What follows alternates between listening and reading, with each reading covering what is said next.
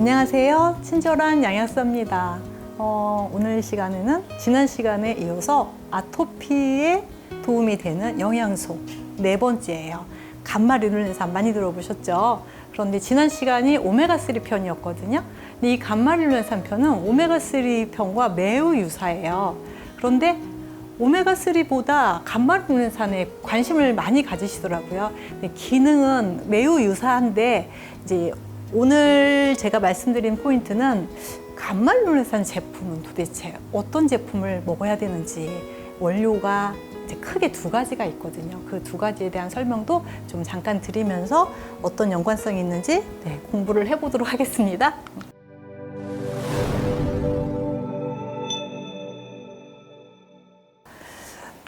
우선은 기능을 보면 아토피 편하고 비슷하죠. 과도한 염증성 면역 반응을 억제한다.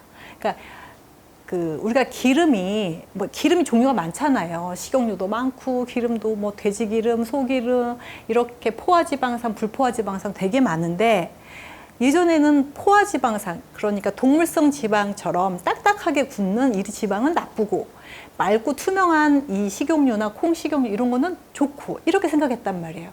그런데 실제로 연구를 해보니까 그렇지 않더라는 거예요. 이 맑게 보이고 굳지 않은 이 식물성 기름이 오히려 우리 몸에 대사의 문제를 더 일으킨다는 거예요. 이거는 정말 제가 한 20년, 30, 제가 졸업한 지가 거의 한 30년 정도 됐는데 그때까지 공부할 때는 중학교, 고등학교를 거쳐서 그렇게 알고 있었어요. 그냥 맑은 기름은 좋은 기름이다. 실제로 전혀 그렇지 않다. 식물성 기름이 문제가 많은 기름이 되게 많거든요. 그러니까 오메가3 같은 경우는 대부분 동물성에서 나온단 말이에요. 물론 지금 식물성 제제도 많이 나오지만 사실 굉장히 양이 적게 나와요. 그래서 저는 동물성 오메가3를 쓰고 있고요. 그리고 그걸 얼마나 잘 정화하고 또 안전하게 만드냐에 따라서 저는 식물성 기름보다 훨씬 더 효과가 훨씬 더 크다고 생각을 합니다. 그러니까 어떤 치료 목표를 가지고 동물성이 좋은지 식물성이 좋은지 그렇게 비교할 게 아니라 어떤 기름이 정말 내 치료에 도움이 될 것인지 이거를 보셔야 되는데 감마리눌렌산은 조금 어려운 게 식물성 기름인데도 그리고 제가 아까 식물성 기름이 안 좋은 게 많아요 라고 했는데도 이 감마리눌렌산 이 기름은 아주 몸에 좋은 오메가3보다 더 좋은 항염 효과를 가지고 있더라는 거예요. 매우 의미가 있는 기름입니다. 제가 지난 시간에 이 그림을 말씀을 드렸어요. 저 이렇게 환자분들하고 상담하면서 이런 비유를 많이 하는데 예를 들어 집을 지어놨는데 누가 자꾸 불을 내는 거예요. 그런데 이 불낸 방화범을 잡지를 못하는 거예요. 매일 와서 괴롭히는 거죠. 그런데 방화범이 이런 상태로 만들어 놓고 갔어요. 그럼 당장 이 집에서 살 수는 없잖아요. 우선 일단 다시 고쳐야 되잖아요. 그런데 어떻게 고칠 것이냐. 좀 이렇게 고쳐보자. 예전 방식이 아니라 이런 방식으로 불에 좀 잘 타지 않는 벽돌을 이용했죠. 그러면 방화범이 와서 다시 또 불을 내겠죠. 불을 낼 텐데 이 집보다는 이 집이 훨씬 더 피해가 덜할 거예요. 자, 그런데 이렇게 재질을 바꿔주는 게 오메가3와 감마리눌렌산이 하는 일이라고 생각하시면 어렵지 않습니다. 네, 보통 감마리눌렌산 GLA라고 하거든요. 감마리눌렌산. 이런 역할을 하는 거예요. 그러니까 실제로 면역세포 자체도 정상화시키는데도 도움이 되지만 결국은 방화범이 힘을 못 쓰게 되는 이런 집으로 만들어주는 거, 내 피부를 이렇게 만들어주는 거. 근데 근본적으로는 이것도 타면 또 어쩔 수 없잖아요. 그래서 이걸 또 타면은 뭐 요거보단 낫겠지만 그래서 방화범을 잡는 게 매우 중요합니다. 그래서 이 방화범이 무엇이냐, 우리 몸에 불필요한 항체와 내 몸에 들어오는 음식과 환경물질 이렇게 콜라보가 돼서 얘네 둘이 전쟁을 내 피부에서 일으키게 하는 게 아토피거든요. 그래서 방화범 잡는 것도 꾸준하게 해줘야 되지만 집을 이렇게 새로운 집으로 지어주는 거, 피부를 이렇게 바꿔놓는 거 너무 중요해요. 감마리눌렌산이 이런 역할을 해준다라고 생각하시면 좀 이해가 쉬우실 거예요. 또 두 번째 기능은 면역세포를 정상적으로 도와준다. 그리고 사실 감마리놀렌산이요. 감마리놀렌산 자체가 오메가6예요. 그런데 제가 오메가3를 설명하면서 오메가6가 너무 많아서 얘가 염증을 일으키니 오메가3로 이렇게 바꿔주면 염증이 항염작용이 된다고 말씀을 드렸잖아요.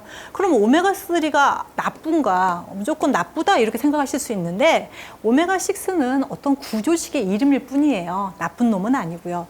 그런데 이 감마릴렌산은 오메가6의 중에 하나입니다. 오메가6 중에 하나인데 일반적으로 오메가6가 우리가 식생활에서 먹는 것 중에 우리 몸의 체내에 그 저장되는 형태가 오메가6가 안 좋은 게 많아요. 상대적으로 많은데 이렇게 좋은 감마리놀렌산도 있다는 거예요. 그래서 이게 좋다 나쁘다 이렇게 표현할 수는 없습니다. 그러니까 여기서 가장 좋은 1등 하고 이 오메가3하고 같이 콜라보를 하게 되면 이런 염증 방어를 더 열심히 잘할 수 있다는 거죠. 그래서 이렇게 오메가6, 나쁜 오메가6가 이렇게 대사되면서 아라키돈산이라고 하는데 이제 보통 AA라고 하거든요. 이 아라키돈산을 얘가 많아지면 염증이 생겨요. 요거를 증가시키는 걸 효소를 억제하는 겁니다. 이게 대표적으로 싱귤러. 제가 비염 환자들이 정말 많이 먹는 제제 있거든요. 그리고 기관지염, 천식 있는 분들이 많이 먹는 싱귤러 은박지에 까서 하루에 하나씩 먹는 거 있어요. 요게 이런 역할을 하는 거예요. 그러면 이 약제 대신에 물론 지금 현재는 약제를 드셔야 되겠지만 이 약제 대신에 좋은 오메가6 감마리놀렌산이나 좋은 오메가3를 먹게 되면 이런 제제가 필요가 없어지는 상황을 만들 수가 있겠죠. 내 몸의 체내의 구성을 바꿔서 이렇게 좀 이해해 주시면 되시고 피부 아까 오메가3가 피부를 부드럽게 해준다고 말씀을 드렸어요. 지난 시간에 말씀을 드렸는데 감마리놀렌산 역시 이제 뷰티 영양소입니다. 그래서 코스메틱 영양소라고 하거든요. 악화된 피부를 표피층을 굉장히 개선시켜서 매우 부드럽게 해줘요. 감마리놀렌산 드시게 되면 이제 이런 역할을 한다. 오메가3와 매우 유사하다는 거를 아실 수 있을 거예요. 오늘 제가 말씀을 드리고 싶은 거는 이 감마리놀렌산이 식물에서 나오는데요. 식물성이에요, 얘는. 그런데 정말 구하기가 어려워요. 그래서 예전에 아주 오래전에 달맞이꽃 종자유라고 들어보셨을 거예요. 거기서 감마리놀렌산을 뽑아서 염증 있는 환자한테 줬더니 염증 반응이 억제되는 거예요. 이제는 찾았구나. 너무 좋은 원료라고 생각을 했어요. 그런데 시간이 지나면서 달맞이꽃 종자유 시간이 지나면서 이거를 오래 먹었단 말이에요.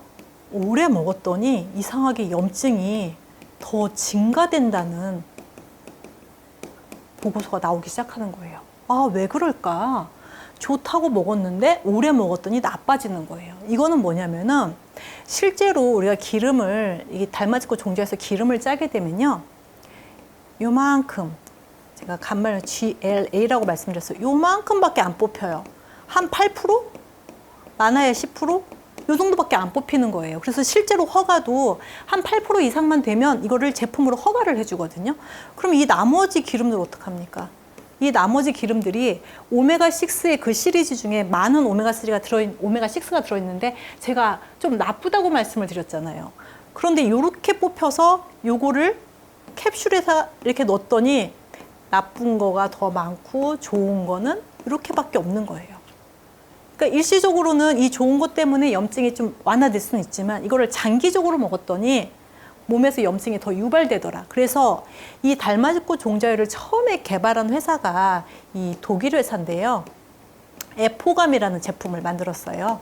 매우 히트를 쳤죠. 전 세계적으로. 그런데 이 독일 회사가 이 에포감 생산을 중지시켰어요. 거의 20년 됐어요. 그 이유가 이런 이유입니다. 지금 현재도 달맞이꽃 종자유가 처방이 되고 있거든요. 우리나라에서는 좀 되게 어떻게 보면 되게 후진적인 제재입니다. 그래서 그리고 식품 시장에서는 거의 다 사라졌어요. 그러니까 이렇게 좀 뭐랄까 이게 지금 문제점이 있다고 생각을 하니까 또 많은 연구가들이 그러면 어디서 뽑을까? 그래서 발견해낸 게 이 보라지 오일입니다.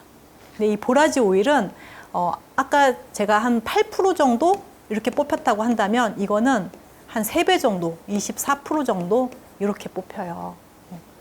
한 3배가 늘어난 겁니다. 그래서 요즘에는 고순도 보라지 오일을. 그런데 이 오일이다 보니까 이 오일도 산패가 잘 되잖아요. 그래서 만드는 공정 과정에서 저온 압착을 한다거나 이 뽑을 때부터 벌써 고온으로 뽑기 시작하면 되게 쉽거든요. 그런데 좋은 제품은 저온 압착을 합니다. 그리고 5가지의 정제 공정을 통해서 만들어진 제품을 저는 이제 사용을 하고 있고요. 또 거기에 샐러리 씨앗 추출물이라고 있어요. 이게 성분이 이제 3MB라는 성분인데 혈관을 확장시키면서 혈관을 혈액순환을 좋게 하면서 또 항염 물질을 같이 가지고 있는 이제 이런 제제랑 같이 합해져 있는 제제를 같이 저는 쓰고 있습니다. 오메가3의 친구다 이렇게 생각하시면 되시고 앞으로는 달맞고 종자유는 저는 정말로 비추하고 있습니다. 그래서 되도록이면 보라지 오일로 되어 있는 거를 드셨으면 좋겠다라는 말씀을 드리고 싶어요. 실제로 이제 제가 그 치료해드렸던 환자분의 사례입니다. 매우 심했어요. 발바닥, 발등부터 해서 온몸의 전신에 이렇게 좀 환부가, 아토피가 계속 진행되고 있었던 환자분인데 이제 20대 여성분이시거든요. 근데 정말 깨끗해졌죠. 네, 이분도 감마리놀렌산 충분하게 드시고 계셨고 제가 이분께는 오메가3도 아주 충분하게 처방을 해서 드시고 매우 깨끗해진 환자분입니다. 발도 보시면은 발등이 이렇게 손상이 많이 돼 있어요. 그런데 이분 같은 경우는 제가 다른 분들보다 더 감마리놀렌산과 오메가3를 더 충분하게 처방을 했던 예고요.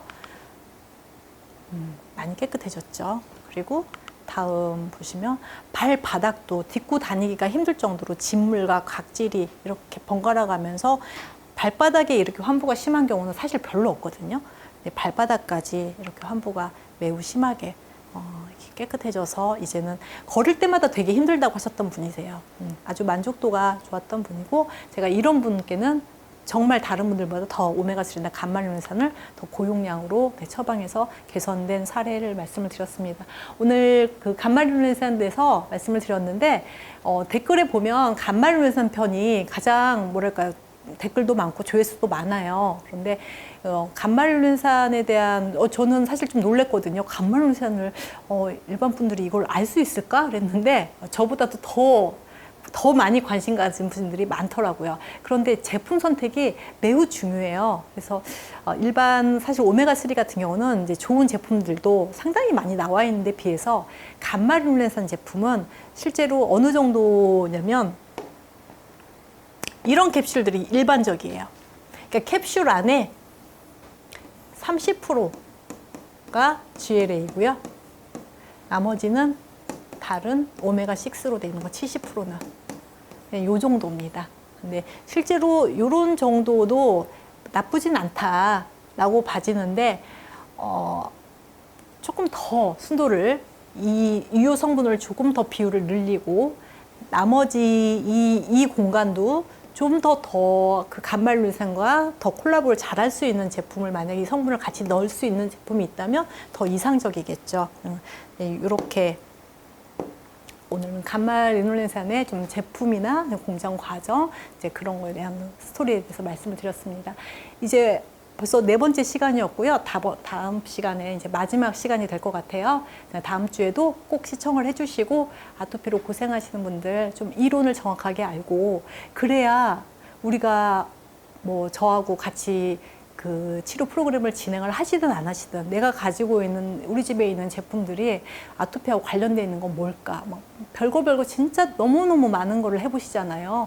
욕조에다 뭘 넣기도 하시고 무슨 풀 먹으면 좋아진다 이것저것 정말 전국을 돌아다니시면서 좋은 거 많이 찾으러 다니시는데 실제로 면역학을 조금만 이론적으로 이해를 하시면 거기에 걸맞는 제재들이 이미 나와 있고요. 그거를 얼마나 적당한 용량으로 잘 처방해서 드시게 되면 아까 제가 말씀드렸던 환자분들처럼 이렇게 개선할 수 있다라는 희망을 드리고 싶어서 오늘 이 시간 준비했습니다. 경청해주신 여러분 감사드립니다.